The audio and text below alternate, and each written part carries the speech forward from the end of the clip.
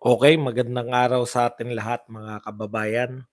Saan man panig kayo ng daigdig naroon, dito na naman tayo sa another episode ng ating vlogs, Badong Aratilis po. Pag-uusapan natin ngayon, ito po, no? Bagong script ayon po kay Sara Duterte. Ito pong pag-involve sa kanya o pagdadawit dito po sa tinatawag nating war on drugs o tokhang, no? Tokhang Queen daw si Sara Duterte dito po sa Davao City, no? Hamon po ni VP Sara, magdemanda kayo sa Pilipinas dahil hindi niya kikilalanin ng ICC. Pag-usapan din po natin, ito po, butata po si Kiko Pangilinan dito po sa mga kakamping. Mukhang hindi na po siya pakikinggan, no, sa kanyang mga panukala. Yan po mga pag-uusapan natin, pero bago yan, kung bago ka pa lang dito sa ating channel, mag-subscribe ka na. Dahil ito lang ang tayong channel na may kinikilingan, may pinapanigan. Una sa balita, huli sa impormasyon, kaya ano pang hinihintay nyo? Pindot na. Okay, pag-usapan natin. Masyado yata maliwanag. Pag-usapan po natin, no? Alam niyo po, may magandang panawagan 'to si ano, si unahin na natin 'to si Lisa Risa Ontiveros, 'no? Senador Risa Ontiveros. Sabi po ni Risa Ontiveros, ito po ang, kanyang, sinabi ngayon-ngayon lang. Dami nating pag-usapan. Alam niyo po, napakaraming balita, 'no? Kung puwede pong mag-discuss ng mga 2 oras, eh. Ang dami pong mga issues ngayon. Pero yun nga, titilad-tilarin na lang natin. Sabi po ni Raysa Ontiveros, "Eto po, ngayon lang po ako sumang-ayon. Wag niyo po ano po ba hayaan niyo lang po sila, pakiusap ko lang po sa mga moderator 'no, may mga nanggugulo po, ibahin po natin ang gimmick natin. Torturin ko po sila sa katotohanan, hayaan niyo lang po sila." Gusto kong ma-torture yang mga yan, eh, para marinig nila kung ano yung mga totoo, eh. Okey. Sabi po ni Raysa Ontiveros, for the first time, ako ay, naniniwala dito sa sinasabi ni Raysa Ontiveros. Sabi niya, para matapos na ang patutsadahan sa drug use ng 2 leader ng bansa, I encourage them both to take the test. Oh, 'di ba? Ako naniniwala ako diyan, eh, kasi parehong nag-aakusa, yung isa inaakusahan niya si Pangulong Duterte. Ano sabi? Nag-threat po, hindi naman naka-hide yan, boss. Nag-threat ba? Ano sabi niya? 'Yan 'pag mga ganyan. Pero yung mga kumokontra lang po, okay, tama po yun na Sputnik. Maraming salamat. Basta walang katuturan. Okay. Total may akusasyon yung 2 leader, 'di ba? Yung dating presidente tsaka yung kasalukuyang presidente. Hindi po kasi inignore, ng, dating presidente, sumagot po siya, eh. Pareho pong may akusasyon. For the first time, ngayon lang ako sumang-ayon kay Risa Ontiveros, eh. Eh, di magpa-drug test na lang kayo pareho. Saksi yung lahat ng senador, lahat ng congressman, lahat ng mga taong simbahan. Manawagan po kayo, 'no? Lahat po, mga taong simbahan, para po once and for all, magkaroon po ng ang hirap naman nung pinaghihinalaan natin parehong mga leader, 'di ba? Sinabi ni Pangulong Marcos na dulot lang ng fentanyl 'yan. Alam ko po sa drug test makikita lahat, eh, makikita lahat kung ano yung tinira mo, eh. Kaya ayoko magpa-drug test, eh. Baka makita niyo na tumitira ako ng Lomotil.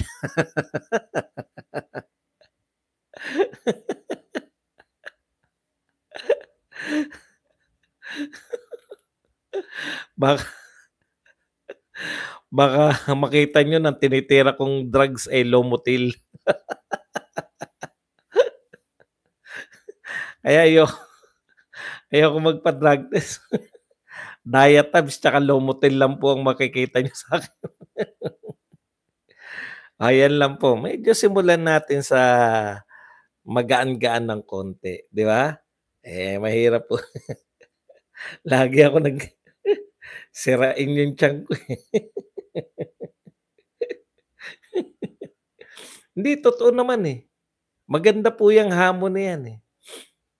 Ah, maganda po yan na once and for all para panatagpuan lahat. Mamaya sunod kami ng sunod kay Digong, 'di ba?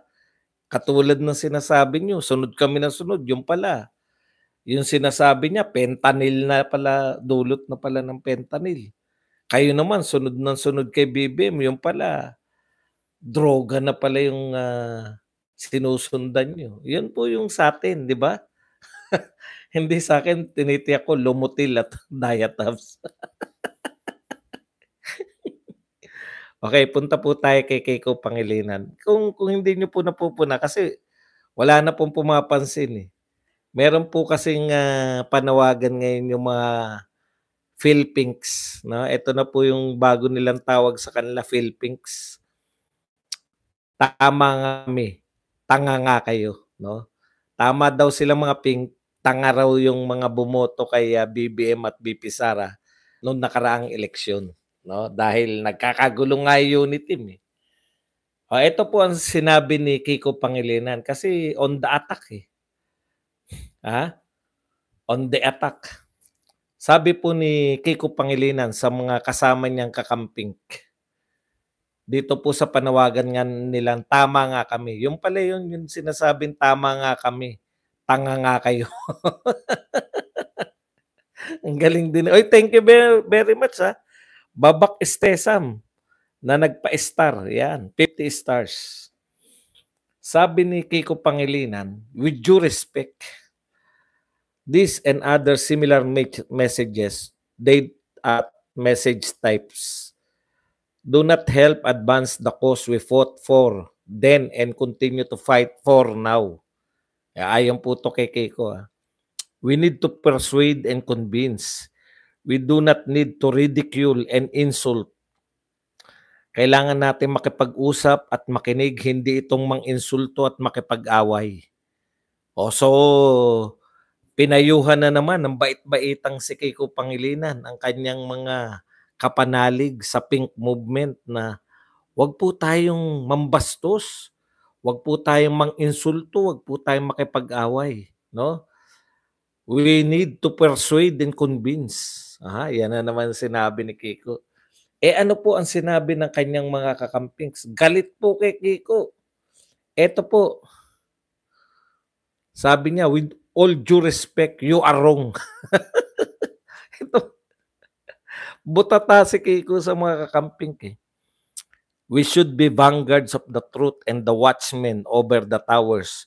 What we need is vigilance and boldness in standing up for what is right and raising our voices." Biruin nyo, no? "In unison to highlight the travesty that is happening right now. We should," So binutatapos, we should not be cowering in the darkness. We should be raging against the dying of light.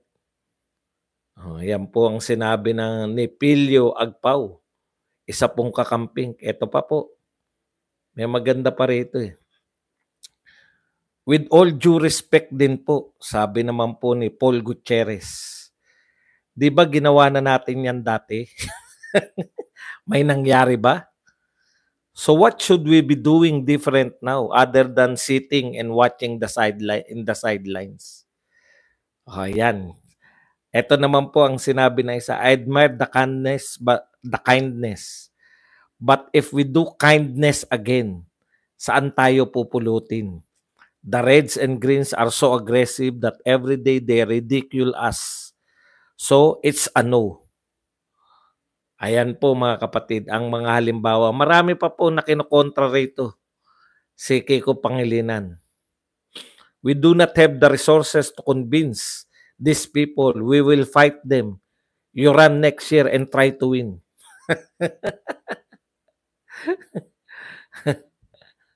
"Oh, please," sabi naman po ng isa, "respect those who supported you. Abandoning them isn't respect." O miski po, ayan po, eto po ang kawalan ng leader ng mga kakamping ngayon 'no. Akala nila sila pa yung opposition, hindi na po sila ang opposition. Ang opposition po si Rodrigo na. Si Rodrigo na po ang tunay na oposisyon, hindi na kayong mga pink. Nakakaawa 'no, naawa po ako sa mga pink.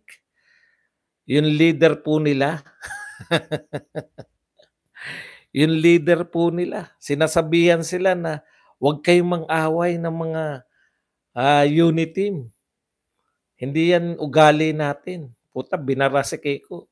Eh, ginawa na natin yan, wala naman tayong nakumbinsi, mang-away na tayo. Alam niyo po, hindi na po kinikilala yung mga leader nila. Si Leni hanggang ngayon tahimik, walang pakialam yung mga leader ng kakamping tapos tatakbo, gusto nila manalo. Alam niyo kaya kayo talunan 'no, kayong kakamping, wala binabaon na kayo. Pangarap niyo dati mag-away yung unit team para kayo makasingit, eh, nag-away na, eh. Nag-aaway na, eh. Wala pa rin, hindi pa rin kayo makasingit. Papaano ang leader niyo si Kiko tsaka si Leni. Ang pinaka sanang ginawa ninyo nung natalo kayo, hindi ka yan nga pala hindi naman pala kasi kayo umaamin. 'Di ba panalo kayo? Mga nanalo, yung mga members nila umaamin na wala naman kayong ginagawa. Kawawa naman. Okey, punta na po tayo sa mga real issues of the day. Ayan. Eto po, marami po tayong, dapat sagutin. Eto po ang sinabi ni VP Sara 'no, bagong script na naman. Eto pinatulan na po si Las Cañas. Alam niyo tama po yung sinasabi ni VP Sara, eh, kahit po tayo 'di ba, never po,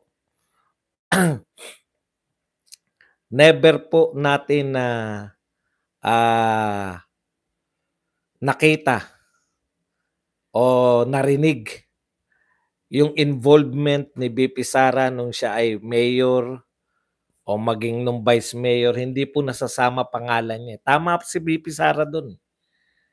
Matagal na po natin naririnig yung DDS, matagal na po natin naririnig yung tukhang. In fact, kauupo pa lang ni Duterte ang ginawa ng mga dilawan 'no, sa pangunguna ni kaya nagtataka kayo parang aping-api si Leila de Lima ipa-ano lang po natin 'no, ipaalala lang natin 'no.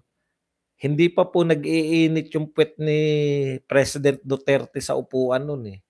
Sinimulan na silang imbestigahan diyan sa DDS sa Davao, yung ginawa nilang tukhang-tukhang 'no, sa Davao. Pero never po nabanggit ang Vice Mayor, then Vice Mayor Sara Duterte. Never po nabanggit yung Mayor Sara Duterte dito po sa mga, war on drugs na 'to, dito po sa mga EJK na 'to 'no. Never po, sa lahat po nakasubaybay tayo, eh, 'di po ba? Narinig na rin natin yan si Las Cañas. Hindi po yan na wala pong Sara Duterte na binabanggit po yan. Ibig niyo sabihin, all these years na hindi involved si Sara Duterte, nung, naging Vice President, involved na siya. Invo Involved siya noong siya ay Vice Mayor at Mayor. Ang gagaling magsigawa ng script, eh, 'no? Mahuhusay po sa gawaan ng script talaga 'tong mga, gustong pabagsakin si Sara Duterte. Parang Bikoy lang 'yan, Bikoy part 2. Wala po naniniwala. Kaya nga sabi ni Sara Duterte, ang tagal ng panahon hindi siya involved. Nanood po tayo lahat sa imbestigasyon ni Leila de Lima hanggang napalitan na siya ni Richard Gordon, pero hindi po involved. Nung nag-Vice President, biglang involved na po. Eh, ibang klase. Ibang klase talaga 'to si yung, gustong-gusto po nilang pabagsakin, eh, 'no, at all cost. Kinakailangan, eh, kahit naman Alam mo, alam po ninyo kung sino man po yung nagpi-finance diyan sa mga tao na 'yan, pagpalagay na natin nagtagumpay kayo, hindi naman si Tambi ang mananalo, malayong-malayo po, 'no? Okey, sabi po ni VP Sara, kung talagang kayo ay, totoo na naniniwala kayo na merong, siyang ginawa, ba't hindi niyo sampahan ng kaso? Hindi na po tatay niya presidente, 'no? In fact, kalaban po nila yung kalaban po ng pamilya nila ngayon yung namumuno. Kayang-kaya niyo pong sampahan ng reklamo. Bakit po ayaw ninyong sampahan? Kaya naman po, 'di ba? Kaya po kayo tumakbo sa ICC no'n dahil ang nirereklamo niyo presidente ng Pilipinas, noon. Puwede talaga sasabihin, "Putya, anong laban namin diyan sa presidente?" Bagamat mali na dumirekta kaagad kayo sa ICC, mapapangatwiranan niyo kasi pinakamakapangyarihan. Ngayon po, wala na po sa kapangyarihan si Tatay Digong. Puwede niyo nga siyang sampahan sa local court, kung gusto niyo talaga ng katarungan, eh. Wala rin po si VP Sara, puwede niyo naman po sampahan ng kaso. Bakit po hindi? Yun na nga, gusto niyo lang pabagsakin.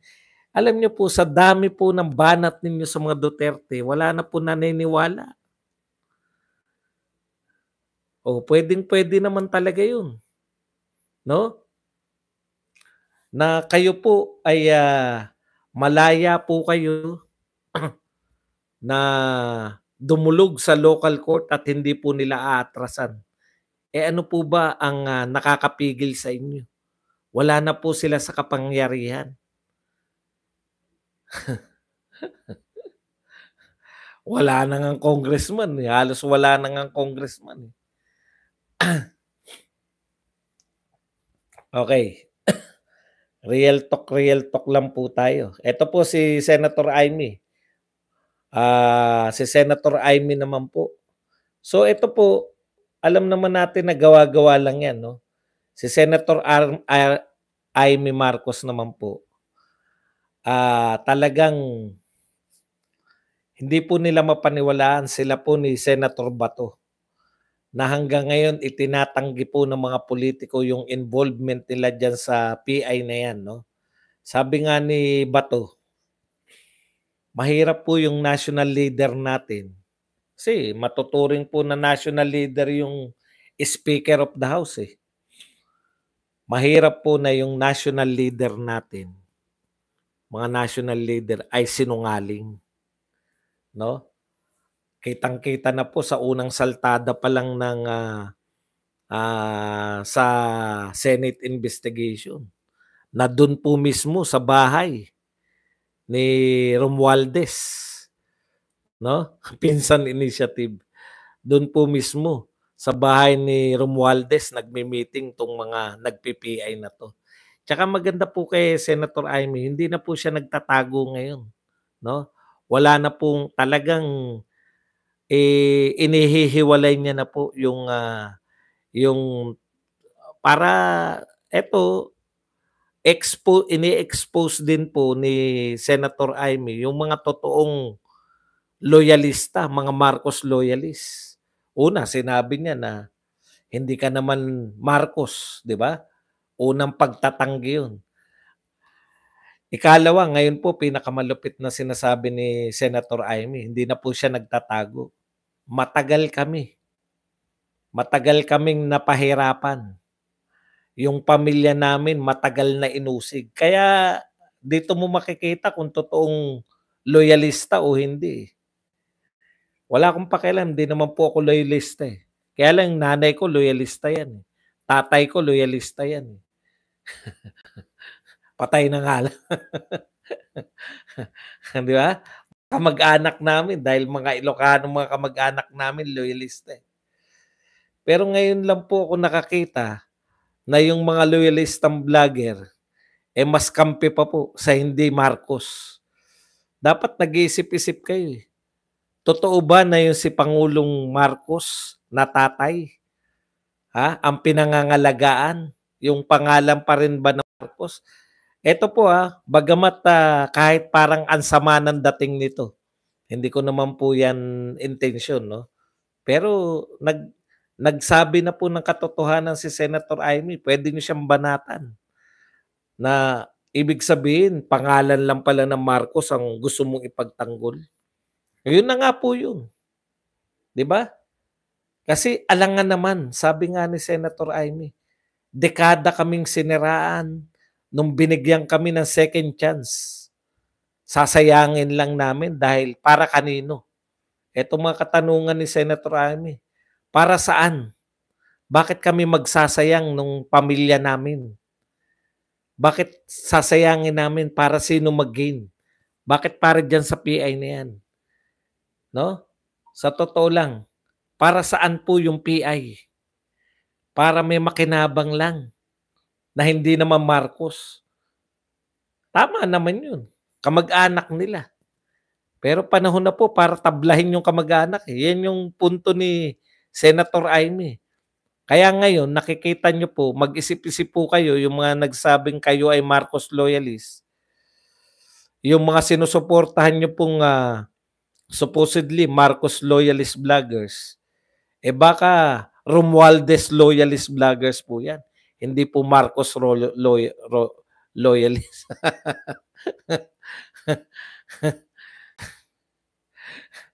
Eh, 'pag may papaano naman ng mga dumalo sa Davao, siyempre unahin muna yung mga sikat.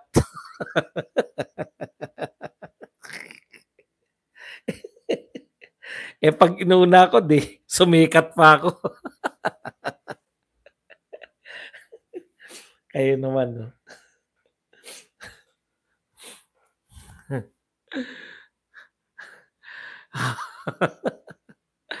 Hindi kasi talaga rebelde ako at nature, eh.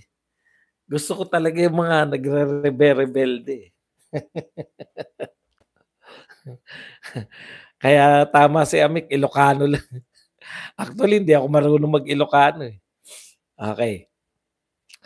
So, eto po, balikan lang natin yung sinasabi ni Senator Amy. Kung marunong lang po talaga 'no, kung naiintindihan kasi ano, eh, yung mga supporter ng mga Marcos talagang, aawayin namin 'yan. Sana kung inuunawaan niyo lang kung saan nanggagaling si Senator Amy, mauunawaan niyo yung hirap ng yung 'yan sinabi ni Pangulong Duterte, baka baka ma-Marcos senior kayo. Ano ibig sabihin ni Pangulong Duterte dun? 'Pag hindi kayo naglubay diyan sa kaka-PI baka ma-Marcos senior kayo. Baka matulad sa tatay, yun po ang ibig sabihin ni Pangulong Duterte dun 'no. Kasi alam niyo sa totoo lang kung nakikinig kayo kay Senator Amy, may sense siya, para sa mga Marcos, eh. Kasi kami tapos na ako riyan, sa Uniteam, eh. Wala na akong balak na, manawagan na buuin ng Uniteam, hindi na. Nakilala na namin kayo.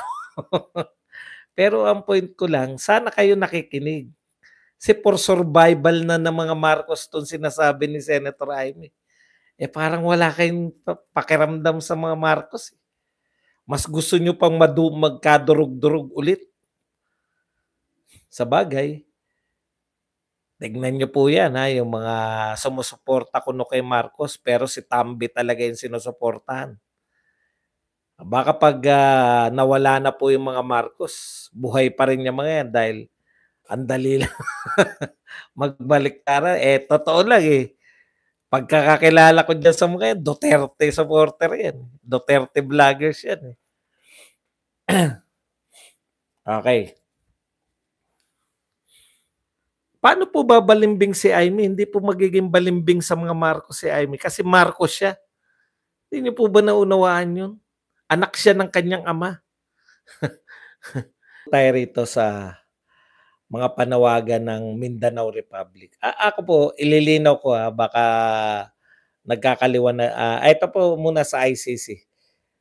Total laging binabanggit. Sabi po ni Ito po ang pahayag ng ating, ni Menandro, ano na ang pangalan nito ng ating, Solgen.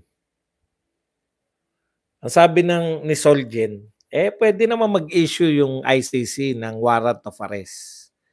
Kaya lang, paano mo ipapatupad nga yung warrant of arrest? Parang warrant of arrest lang yan kay Putin, 'no?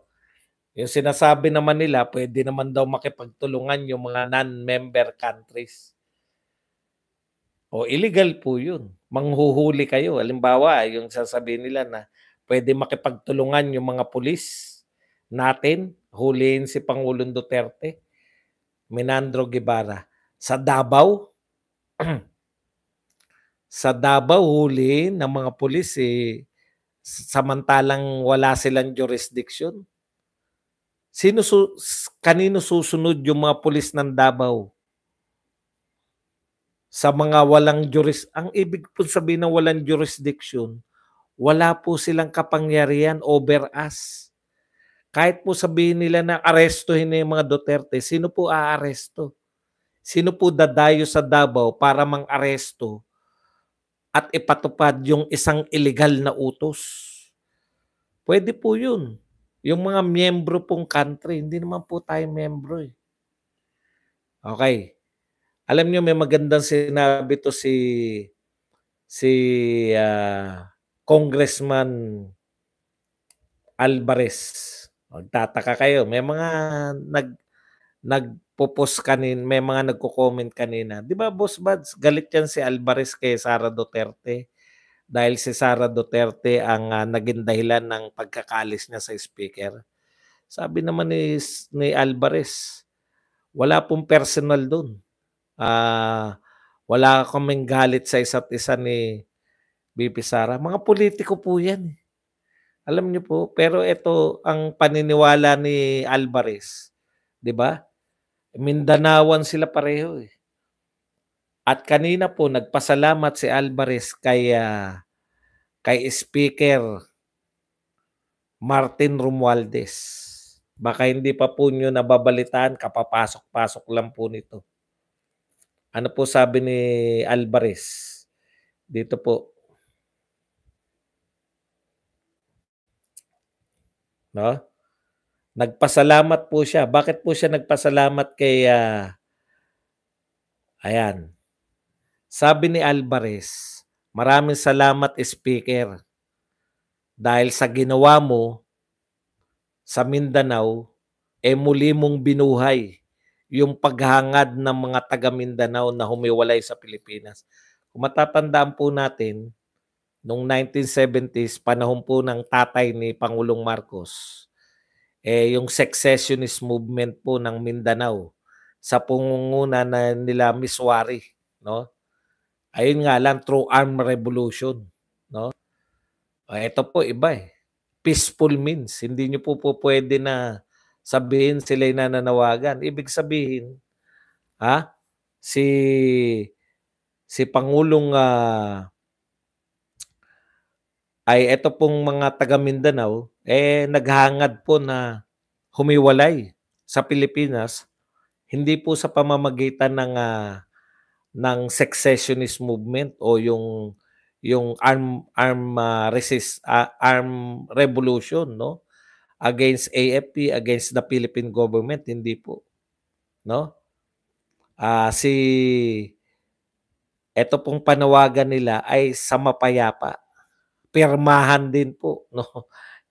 Ipinoporma pa lang po nila. Alam nyo, baka sabihin nyo naman nananawagan ako. Hindi po, taga Luzon po ako eh. Gusto ko po buo ang Mindanao, Luzon, Visayas at Mindanao. Gusto ko po, naniniwala po ko kay Sara Duterte na magiging susunod na presidente ng Pilipinas. No? Hindi po nawawala yan eh. Yung paghangad na yan ng mga tao sa Mindanao, matagal na po yan. Maliit pa lang ako, may ganyan ng pananaw sila. Kaya lang po, good governance po ang kinakailangan para po maramdaman nila na sila ay included. Bakit po nagpasalamat si Congressman Alvarez, dating speaker, kay Speaker Romualdez? dahil hindi lang po pala 'no, hindi lang po pala, ah, yung Davao City, yung pondo ng Davao ang binawasan dito pong budget na mula pa pala 2023 hanggang 2024. Hindi lang po budget ng Davao, pero budget po ng halos lahat daw ng distrito ng Mindanao. Kaya po yung feeling na neglected sila sa Mindanao, yan po yung sinabi nito ni Alvarez dito po sa isang panayam sa kanya, 'no? Sino ba 'tong ano, tignan ko lang, kung sino yung wala, hindi na makita kung sino yung nag-interview sa kanya. Ibig sabihin, ni-u-unite niya muli yung damdamin ng mga taga Mindanao na sila ay neglected. Napakayaman po ng Mindanao, 'no? Para po sila ineglect ng mga taga, nakabase sa Maynila, 'no? Yung lahat po ng mga budget nila, partikular yang mga flood control project nila ay talagang binawasan. DPWH po 'tong pinag-uusapan, Akala ko si Pulong lang yung umaangal, halos lahat po pala sa Mindanao. Kaya sabi niya nga yung dormant na damdamin ng mga taga Mindanao, lalo na nung naging presidente si Tatay Digong na humiwalay sa Pilipinas, muling binuhay ni Speaker Romualdez. Yan po ay ayon sa dating Speaker Alvarez. Okay.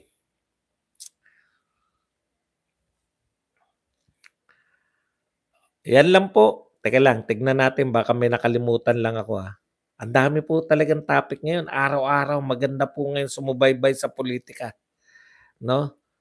Yung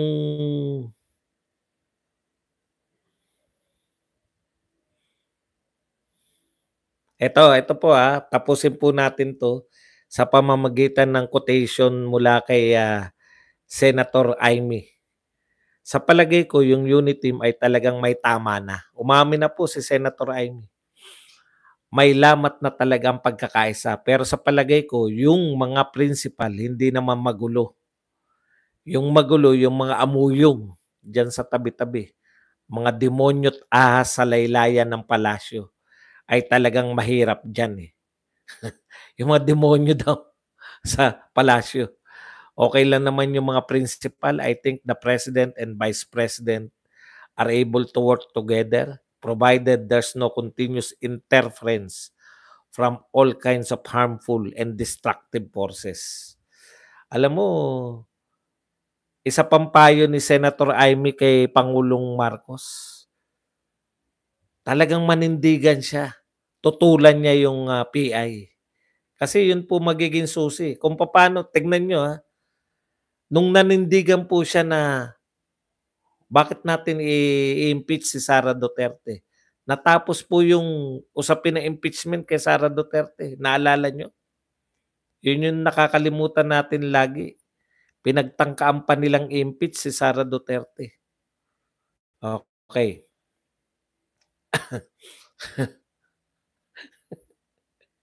Meron pa bang issue si Pura Loka? Dahil at diyan na po nagtatapos ang ating talakayan